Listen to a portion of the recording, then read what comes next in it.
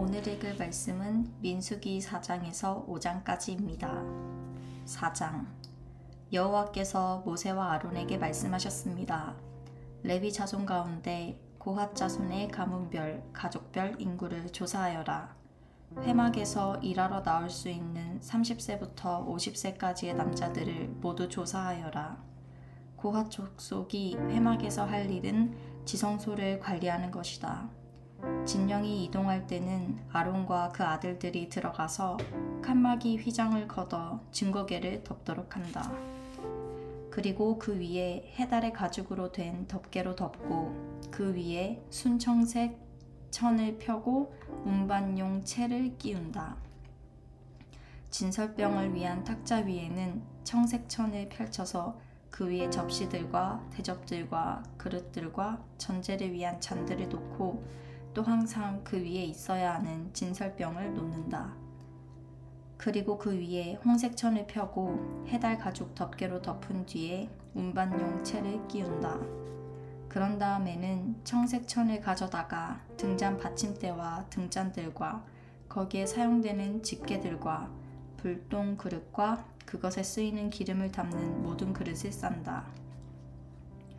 그리고 그것과 그 모든 물품을 해달 가죽 덮개로 덮고 그것을 운반용 틀에 넣는다.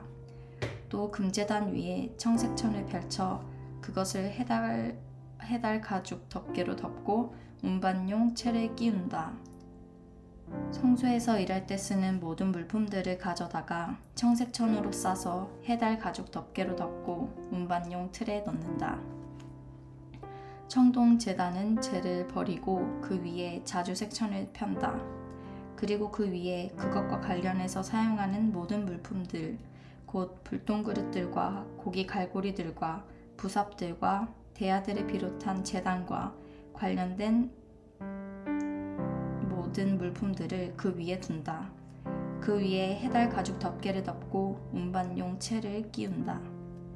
진이 이동할 때 아론과 그 아들들이 성소 및 성소와 관련된 모든 물품 싸기를 마친 후에 물품들 싸기를 마친 후에 고핫 자손이 운반하러 나올 것이다. 거룩한 물품들에 그들의 몸이 닿았다가는 죽을 것이다.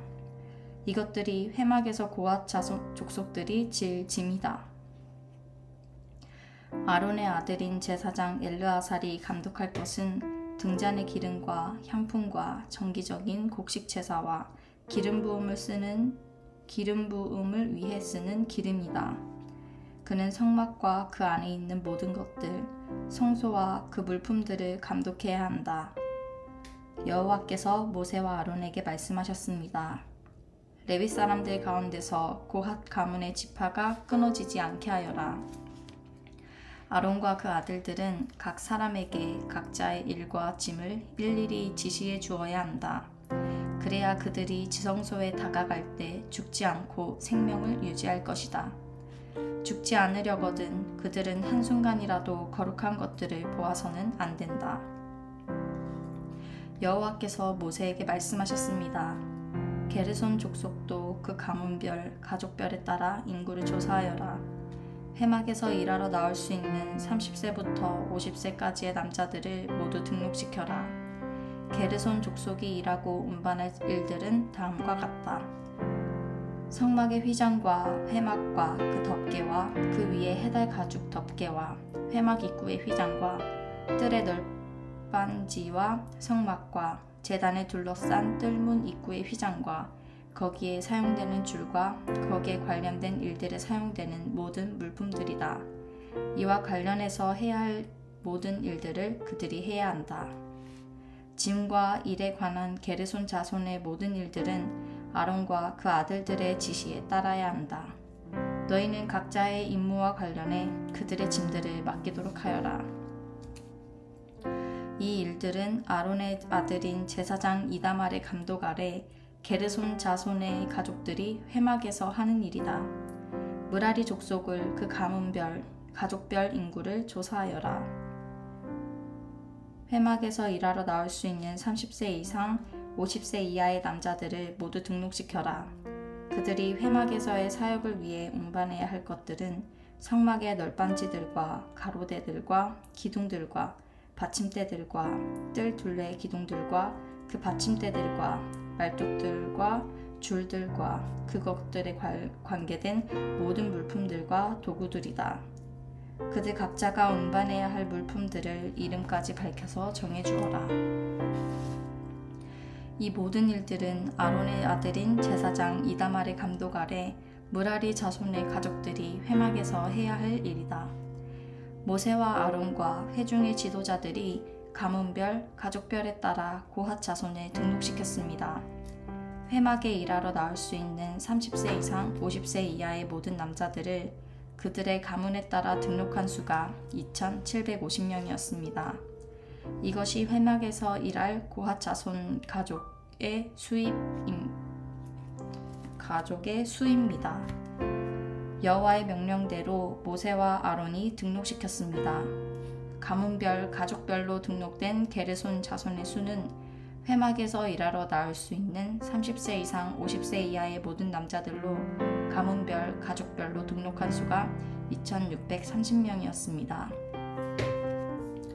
이것이 회막에서 일할 게르손 자손 가족의 수입니다. 여호와의 명령에 따라 모세와 아론이 등록시켰습니다. 가문별, 가족별로 등록된 무라리 족속의 수는 회막에서 일하러 나올 수 있는 30세 이상 50세 이하의 모든 남자들로 가문별, 가족별로 등록한 수가 3,200명이었습니다. 이것이 회막에서 일할 무라리 자손 가족의 수입니다. 여호와의 명령에 따라 모세와 아론이 그들을 등록시켰습니다. 모세와 아론 그리고 이스라엘의 지도자들이 가문별, 가족별로 등록한 모든 레위 사람들의 수에 따르면 회막에서 사역하는 일을 하고 운반하는 일을 하는 30세 이상 50세 이하의 모든 남자들은 8,580명이었습니다. 여호와께서 모세를 통해 명령하신 대로 각 사람이 해야 할 일과 운반해야 할 일이 배정됐습니다.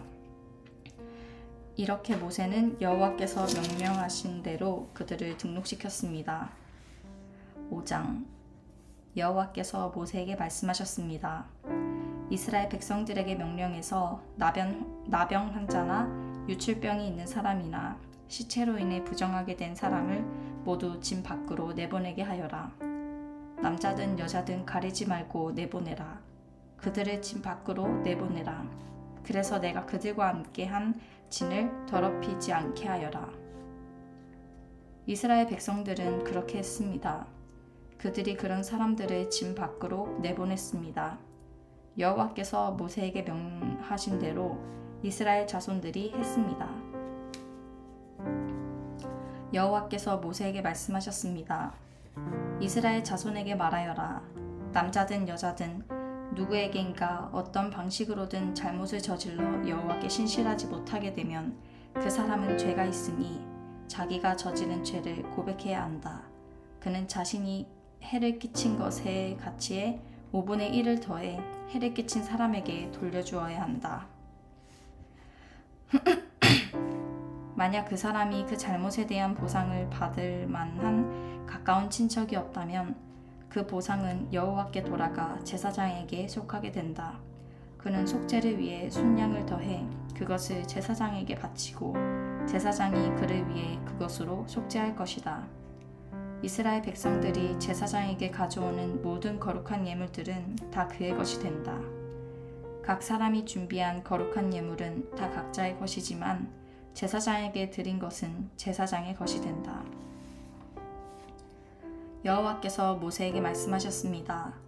이스라엘 자손에게 말해 일러라. 만약 어떤 사람의 아내가 탈선해 남편을 배반하고 다른 남자와 잠을 자서 그녀가 자신을 더럽혔는데도 그 남편의 눈에 띄지 않고 그 일이 감추어졌으며 아무 증인도 없고 그 여자도 현장에서 잡히지 않은 일이 일어났다고 하자 그 남편이 질투심이 생겨 아내가 스스로를 더럽혔다고 의심하거나 혹은 아내가 실제로는 부정하지 않은데도 남편이 질투심 때문에 의심한다면 그는 자기 아내를 제사장에게 데려가야 한다. 그는 그녀를 위한 제물로 보릿가루 10분의 1 에바를 제물로 바쳐야 한다. 그러나 거기에 기름을 부어서도 안 되고 향을 첨가해서도 안 된다. 왜냐하면 그것은 질투의 제물이며 죄악을 생각나게 만드는 기억의 곡식 제물이기 때문이다. 제사장은 그 아내를 데려다가 여호와 앞에 세운다. 그리고 제사장은 거룩한 물에 질그릇을 담고 성막 바닥에 있는 흙을 가져다가 물에 넣는다. 제사장은 그 여자를 여호와 앞에 세우고 난 후에 그 머리를 풀게 하고 생각나게 하는 곡식 제물, 곧 질투의 곡식 제물을 그 여자의 손에 준다. 그리고 그는 저주를 내리는 쓴물을 자기 손에 든다. 제사장은 그 여자에게 맹세를 시키면서 말한다. 내가 남편을 두고도 부정을 저질러서 다른 사람과 잠을 잔 일이 없다면 내가 이 저주를 내리는 쓴물로 인해 해를 당하지 않을 것이다. 그러나 내가 내 남편을 두고도 부정을 저질러서 다른 사람과 잠을 자 자신을 더럽힌 적이 있다면 여기서 제사장은 그 여자에게 저주의 맹세를 하게 해야 한다. 여호와께서 내 허벅지가 마르게 하시고 내 배가 부어오르게 하셔서 너로 하여금 내 백성들 가운데서 저주거리가 되게 하실 것이다. 이 저주를 가져오는 물이 내 속에 들어가 내 배를 붓게 하고 내 허벅지를 마르게 하리라. 그러면 그 여자는 아멘 아멘이라고 말해야 한다. 제사장은 이 저주들을 두루마리에 쓴 다음에 그 쓴 물로 씻는다. 그리고 그 여자에게 그 저주를 가져오는 쓴물을 마시게 한다. 그러면 그 물이 속으로 들어가 쓰라린 고통을 일으키게 될 것이다. 제사장은 그 여자에게서 질투의 곡식 제물을 받아서 여호와 앞에서 흔들고 제단으로 가져간다. 제사장은 그 곡식 제물로부터 그 여자의 기억을 위해 한 웅큼을 가져다가 제단에서 태우고 나서 그 여자가 그 쓴물을 마시게 한다.